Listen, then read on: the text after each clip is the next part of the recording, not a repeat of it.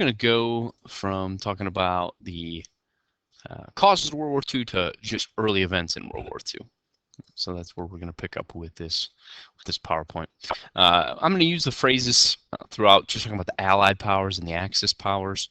And I have circled some of the main ones here. But here's really who the war is between, where you have Britain, France. We're going to talk about, I crossed France out, I'll explain why later. The United States and the Soviet Union, and both these are going to join later. The Axis powers are Germany, Italy, and Japan. Hitler stunned Europe with the effectiveness and efficiency of the invasion of Poland. His Blitzkrieg, Blitzkrieg or Lightning War was revolutionary in warfare. Nobody had ever seen anything like that. Because if you guys remember back to World War I, how was it fought? It was fought in the trenches. Hopefully you all know that. And so knowing that World War I was fought in the trenches, it was very slow, very static war, but it was the first modern war, and people didn't really know how to use technologies. Well, with Hitler advancing his military, so much so, with putting a lot of emphasis on tanks and a lot of emphasis on the air, on airplanes, on the Air Force, he is going to be able to move very, very quickly throughout the European countryside, and he's going to be able to take over a lot of areas. The note says, what is each Panzer division? It was a strike force, about 300 tanks, accompanying forces and supplies. This was a very elite unit. His tank units were his Panzer divisions were very elite. And in the Blitzkrieg, that's going to be a phrase I'm going to use throughout. I think that's also in your notes. Let me double check. Panzer Division. Why was it successful early on? I think I'll go into that in a second.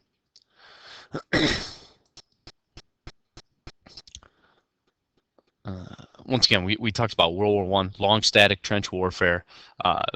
Going from one enemy's position, going to your position to an enemy's position was almost impossible. It was almost suicidal, because the other side would just sit there with machine guns. But now, with the tank and the combat aircraft, these inventions have allowed for way more mobility on the war front. If you imagine, when we did our trench fight, if all of a sudden we're able to just ride in a armored vehicle, and like, you got to get to the enemy's trench, and you can just be completely armored and bullets can't hit you, and you just walk over and then you can shoot the opposing side, it would have been a lot easier. And so these rapid advancement of German military is going to play a huge part. Other armies like France and Poland, and we talked about this a little bit too, where they were a lot of countries at the time, because of the Great Depression, they're not building up their weaponry. They're cutting it. And they're cutting their military budget because they don't want to focus on the military. They want to focus on the internal problems from the Great Depression, the economy. And so while Hitler and the Axis powers are spending money on the military, other places are cutting it. But they were also conservatively stuck, not really keeping up with the times. The advancement in weaponry. It says France spent a lot of money on a defense budget, a line of super trenches called the Maginot Line. It was a huge fortification, underground bunkers, really impenetrable. They were like, the Germans will not be able to attack us. But the problem is, I thought I had a map here. They just went around it. The Germans are like, okay, well, fine, yeah, that is kind of impressive, but we're just going to move around it. Like, we'll take our tanks and we'll sweep through, and they're going to invade from the northern side instead of from the east. The Polish army's main mobile force still remained obsolete cavalry. All right, that's a horseback soldier. It's like, come on, man. Like, you got, like, neither side really put too much emphasis into the military, into the Air Force, into tanks. And so that's going to be a big reason why, because Hitler is going to revolutionize warfare with these blitzkrieg, get onto an enemy fast, bombard them, shell them, and as they're taking defense, we're on them with our troops, we're hitting them fast, we're bombing them from above, we're hitting them with tanks, taking an enemy's position quickly. It revolutionized warfare. It was a completely different style of fighting than what happened 20 years ago.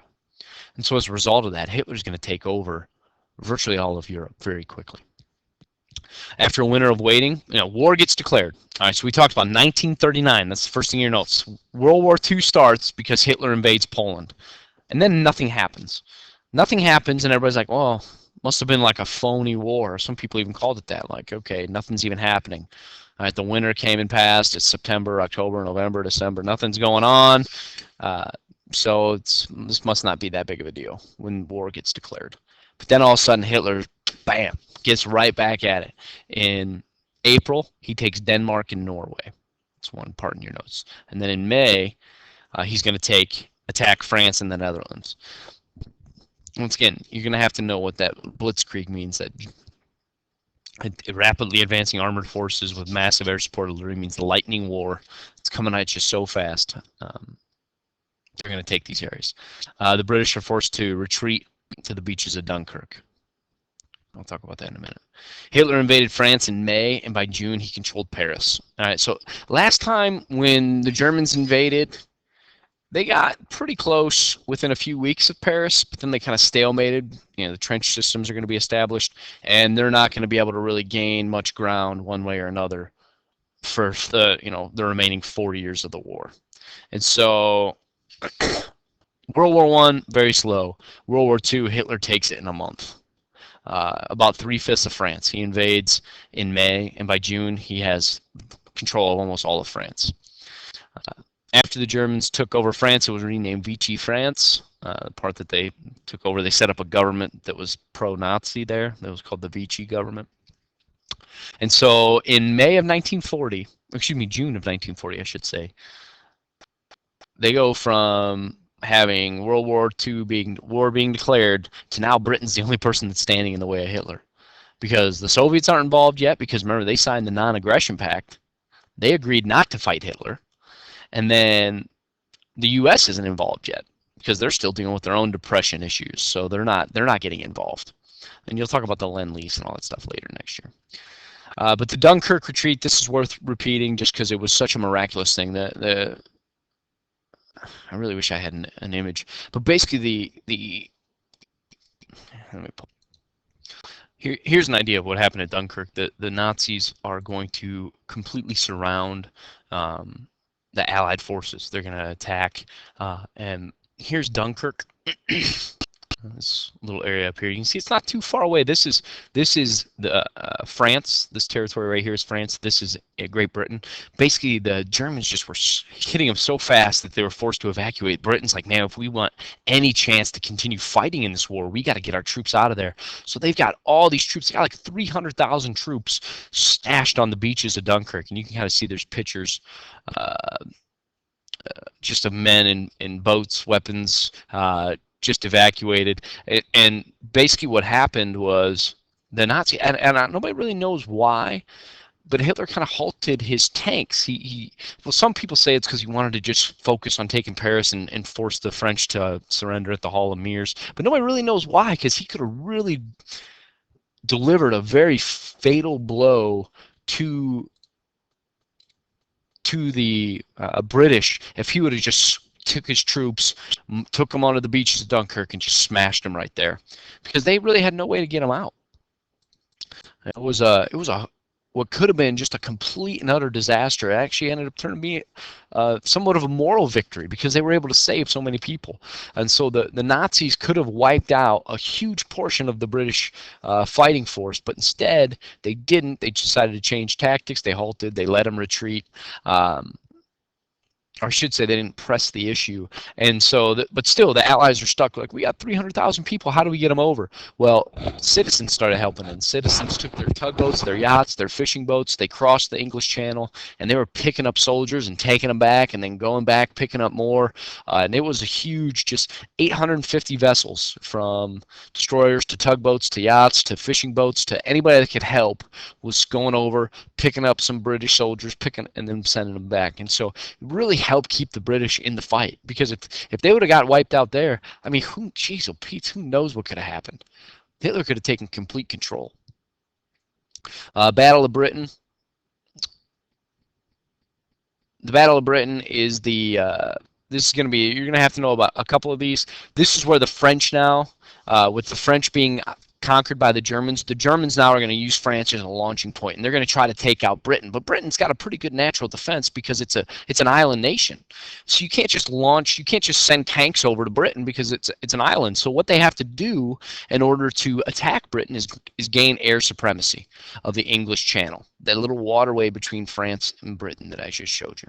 And so what they do is they're like, we need to bomb because we can't cross. If they sent their tanks over in like boats, if they sent all that stuff over, they would just be sitting ducks. If the British Air Force, the Royal Air Force, flew above, they could just bomb them, and they would be sitting ducks. There's nothing that all their tanks could do. So first thing they got to do is they got to try to wipe out the Royal Air Force, and that's what the Battle of Britain was.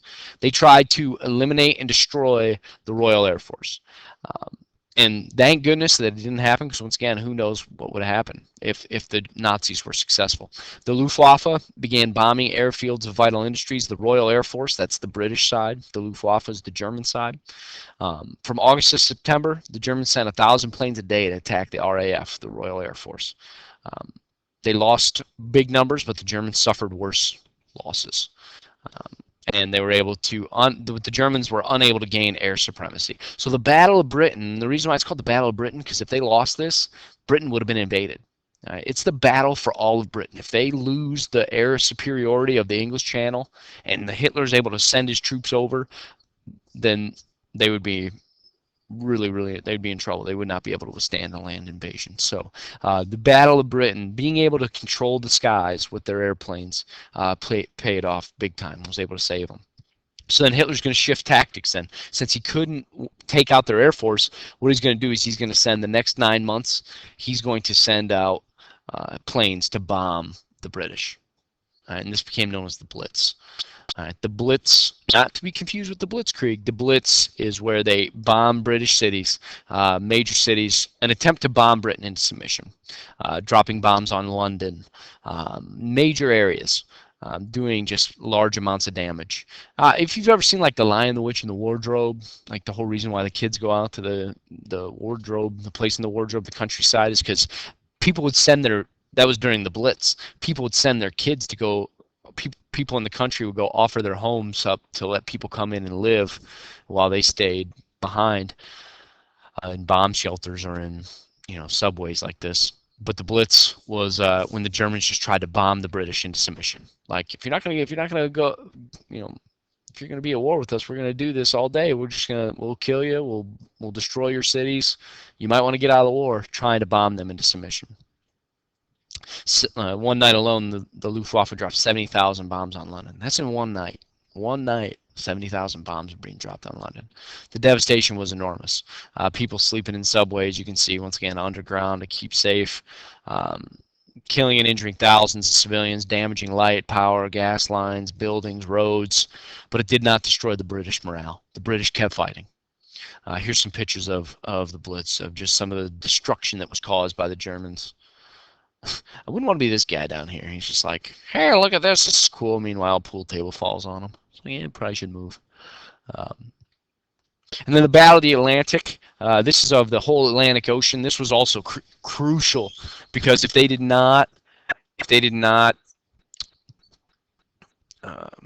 win this, the British would also have a hard time winning. Because if they couldn't figure out a way to get supplies, because once again, it's an island nation, so if the German U-boats, the Unterseeboots is what they're called, the submarines is what they are, if they would restrict the British from getting supplies, that would really hurt the British as well.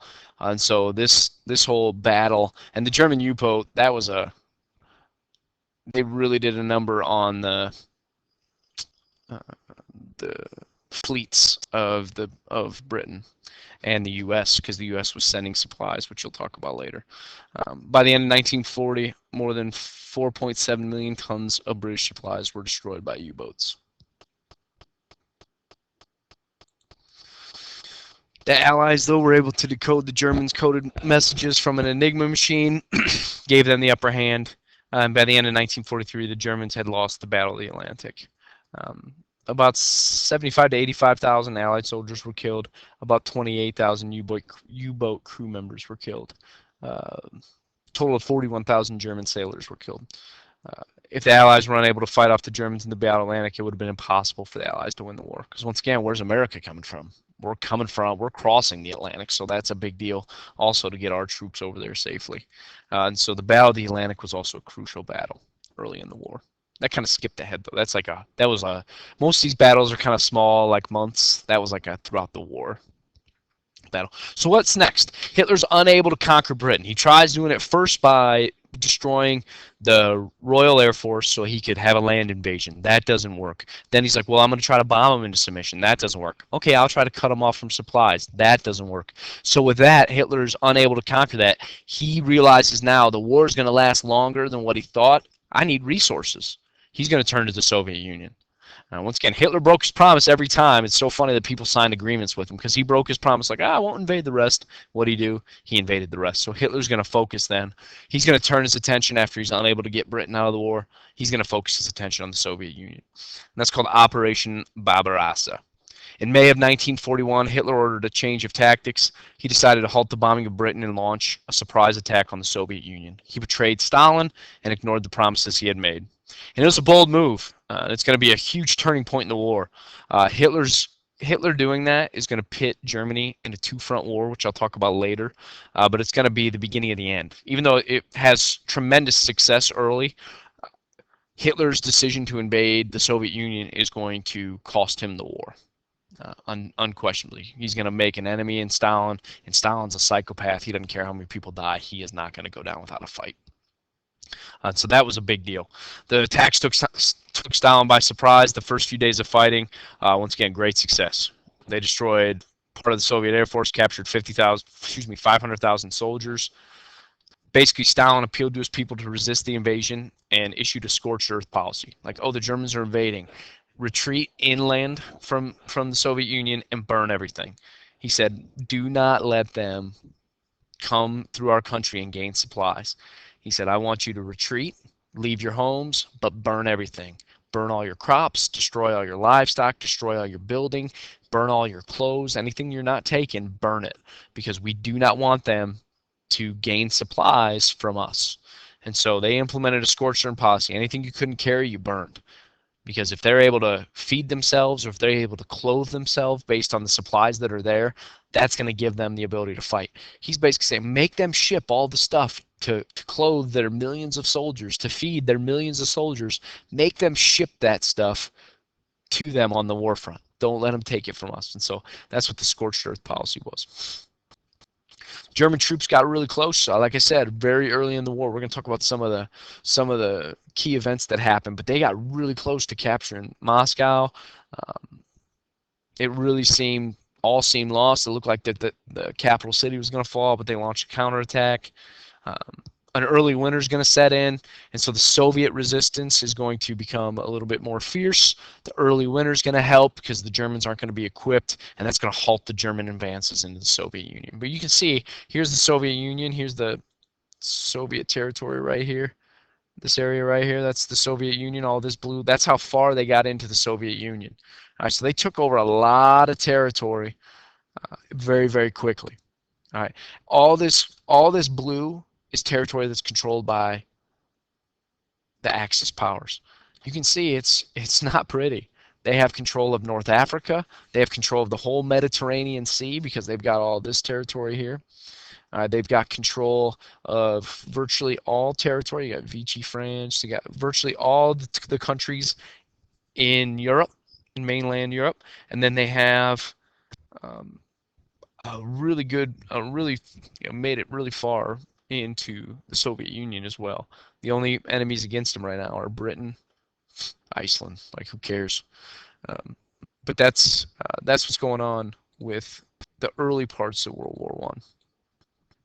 Early months of 1942, so just the first 2 years of the war, it's going badly for the Allies. We're going to talk about, and the next thing we're going to talk about is the Pacific side of things. The U.S. is going to have their fleet bombed, but it looked like the Germans. You go back to the video.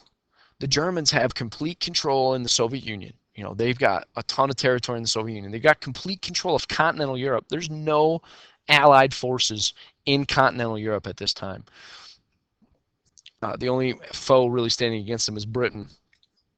They have control. They've got the upper hand in the Soviet Union. They've got control of the northern African area. I mean, it's just crazy. If you were to take a snapshot at the early months of 1942, it looks like the Nazis are going to rule the world. All right, but there's going to be a few key turning points that we're going to talk about between Stalingrad, D-Day invasion, Battle of Midway. There's a few key events that are really going to change the tide of the war in favor of the Allies. All right, we'll get into that later.